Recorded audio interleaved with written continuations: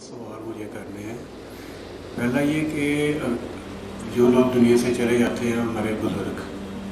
ان کو ثواب پہنچانے کے لیے اگر ہم کسی کو بلاتے ہیں، بچوں کو یا کسی حافظ قرآن کو کہ قرآن پڑھے، تو کیا وہ ثواب انہیں ملتا ہے؟ دوسرا سوال یہ ہے کہ مرنے کے بعد انسان کی زندگی، کیا جو نیک لوگ ہیں وہ قبروں کے اندر ہی ہیں، کیا ان کا کوئی عمل دخل دنیا میں رہ جاتا ہے، یا کیا وہ ہمارے لیے کوئی دعا کر سکتے ہیں یا نہیں؟ پلیز ذرا تفصیل سے اس معاملے میں روشنی فرمائیے۔ اس میں تو کیٹیگوریکل میرا جواب ہے کہ قطعاً نہیں، بلکہ یہ بدعت ہے۔ یعنی یہ بجائے آپ کو کوئی ثواب دلانے کے الٹا جو ہے آپ پر گرفت ہو جائے گی، ایسی کوئی چیز صحابہ سے ثابت نہیں ہے۔ اور ہمارا دین وہی ہے، ما انا علیہ واصحابی، رسول نے فرمایا جس چیز پر میرا عمل ہے اور میرے صحابہ کا ہے، دین تو اصل میں وہی ہے۔ جہاں تک ایصال ثواب کا تعلق ہے، اس میں ہمارے ہاں ذرا کافی مختلف آراء موجود ہیں۔ مجھے اس رائے سے اتفاق ہے کہ مالی اگر کوئی عبادت ہے، اس کا ثواب آپ اپنے کسی فوت شدہ بزرگ کو منتقل کر سکتے ہیں۔ مطلب آپ نے کسی بیوہ کی کوئی مدد کی ہے، کسی یتیم کی کوئی مدد کی ہے، کسی دینی کام میں پیسہ لگایا ہے، کوئی صدقہ جاریہ شروع کیا ہے خدمت خلق کے لیے وغیرہ وغیرہ، تو اس کی تو جو ہے اس کے ثواب کو منتقل کیا جا سکتا ہے کہ اللہ اس کا ثواب میرے والد یا میری والدہ کے منہ کو پہنچا دیں۔ جسمانی نہیں، آپ نماز پڑھ کے کہیں اس کا ثواب، یا روزہ رکھ کر کہیں کہ اس کا ثواب، یا یہ کہ آپ قرآن پڑھ کر کہیں، یہ آپ ہی کو ثواب ہوگا، آپ خود پڑھیں گے آپ کو ثواب ہوگا۔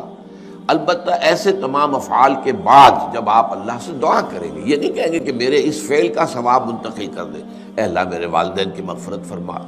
تو یہ کوئی نیک کام کرنے کے بعد جو ہے اس دعا کی تاثیر جو ہے وہ بڑھ جاتی ہے۔ بس اس پہلو میں انڈائریکٹلی اس کا ایک تعلق بن جائے گا، ورنہ یہ کہ وہ اس طریقے سے بچوں کو بلانا اور پڑھانا اور یہ جو ہے سوئم میں کرنا اور قرآن خوانی کی محفلیں، یہ سب بدعات ہیں،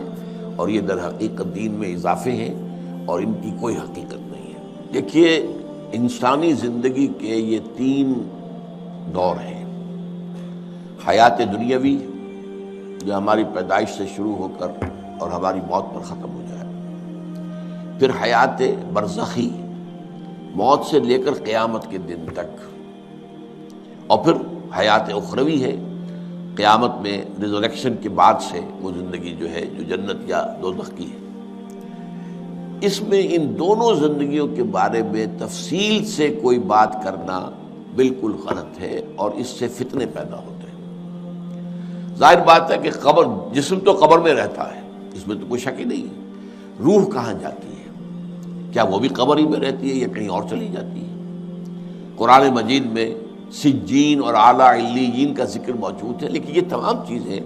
متشابہات میں سے ہیں۔ یہ تمام چیزیں قرآن مجید میں سورہ آل عمران کے شروع میں بیان کیا گیا ہے کہ ہم نے یہ کتاب اتاری ہے، اس میں کچھ آیات محکمات ہیں، کچھ متشابہات ہیں۔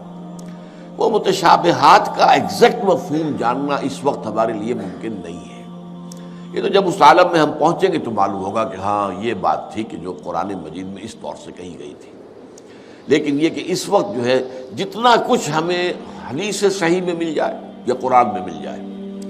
اس عالم برزخ میں بھی یہ تو ہوتا ہے کہ جو نیک لوگ ہیں انہیں کچھ نہ کچھ جو ہے اثرات اچھے ان پر پڑتے رہتے ہیں، ان کی ارواح پر کہہ لیجئے، اور کچھ جو برے ہیں ان کے اوپر جو آخری انجام ہونا ہے اس کی کچھ ریفلیکشن ہوتی رہتی ہے، جس کو حدیث میں کہا گیا ہے کہ ہر قبر جو ہے وہ یا تو جنت کے باغیچوں میں سے ایک باغیچہ ہے یا دوزخ کے گڑھوں میں سے ایک گڑھا ہے، یا کہیں کہہ دیا جاتا ہے کہ کھڑکی کھول دی جاتی ہے اس میں، یا جنت کی طرف سے ٹھنڈی ہوائیں آئیں، خوشبوئیں آئیں، اور یا دوزخ کی طرف سے کہ آگ کی لپٹ آئے۔ دوزخ میں داخل ہوں گے قیامت کے بعد ہی، اور جنت میں داخل ہوں گے قیامت کے بعد ہی، لیکن اس کے کچھ آثار پڑنے شروع ہو جاتے ہیں، وہ جس کو انگریزی میں آپ کہتے ہیں coming events cast their shadows before, بعد میں آنے والے واقعات جو ہیں ان کے کچھ سائے جو ہیں پہلے سے آنے شروع ہو جاتے ہیں۔ تو اسی طرح سمجھیے کہ جو کچھ آخرت میں کسی انسان کے ساتھ ہونا ہے اس کا ایک عکس جو ہے وہ عالم برزخ میں شروع ہو جاتا ہے۔ اسی لیے قرآن مجید میں یہ بھی آیا ہے کہ یہ جو آل فرعون تھے یہ صبح و شام جہنم پر پیش کیے جاتے ہیں، اور قیامت کے دن پھر کہہ دیا جائے گا ادخلوا آل فرعون نار، ان کو داخل کر دو آگ کے اندر۔ دین کی بات